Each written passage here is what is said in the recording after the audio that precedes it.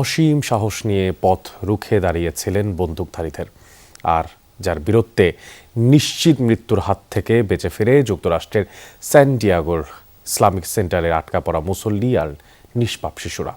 শ্রদ্ধা ভরে সেই সাহসী নিরাপত্তা কর্মী আমিন আবদুল্লাহকে স্মরণ করছে পুরো বিশ্বের অসংখ্য মানুষ।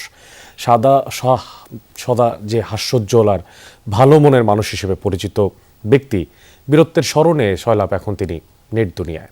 তার প্রতি কৃতজ্ঞতা প্রকাশ করছে সান ডিয়েগো প্রশাসনও। দুই বেলা খাবি ফ্যান্টাস্টিক নিমো হালাল salted biscuit. Halal hamburgers, obviously. একজন ভালো মনের মানুষ হিসেবে পরিচিত ছিলেন সদা হাস্যোজ্জ্বল আমিন আবদুল্লাহ। ধর্মবর্ণ নির্বিশেষে সব বয়সীর সাথে তার ছিল সখ্যতা। প্রহরী হিসেবে চাকরিতে ঢোকার সময় শপথ করেছিলেন যে কোনো মূল্যে নিশ্চিত করবেন নাগরিক নিরাপত্তা। অবশেষে নিজের জীবন দিয়ে সফল হলেন সেই উদ্দেশ্যে।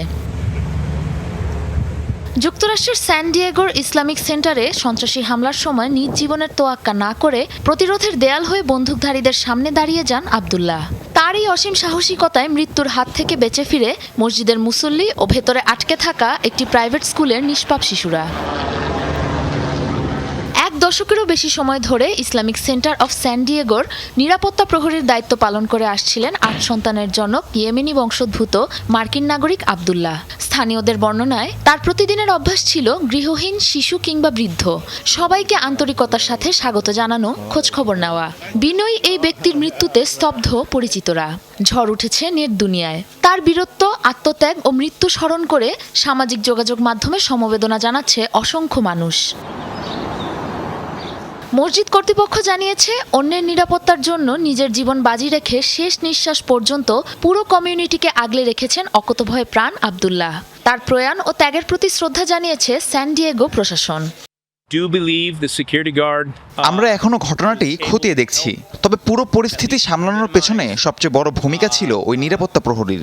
তিনি হামলাকারীদের মসজিদের ভেতরে ঢুকতে না দিয়ে সামনের এলাকাতেই আটকে রাখতে সাহায্য করেন। বলাই বাহুল্য যে আজ তার অসীম সাহসিকতায় নিঃসন্দেহে অনেকগুলো প্রাণ বেঁচে গেছে। Council of American Islamic relations বা কেয়ারের তথ্য অনুযায়ী ২০২৫ সালে যুক্তরাষ্ট্রে রেকর্ড করা হয়েছে মোট ৮,৬৮৩টি ইসলামোফোবিয়া এবং আরব বিরোধী বর্ণবাদের অভিযোগ। যুক্তরাষ্ট্রে আশঙ্কাজনক হারে বাড়তে থাকা ইসলাম ভীতি নিয়ে বহু আগে থেকেই সতর্ক করে আসছে মার্কিন নাগরিক অধিকার আইনজীবীরা। মর্মান্তিক এই ঘটনাকে হেট ক্রাইম আখ্যা দিয়েছে মার্কিন প্রশাসন। সাবরিনা নুসরাত, যমুনা নিউজ।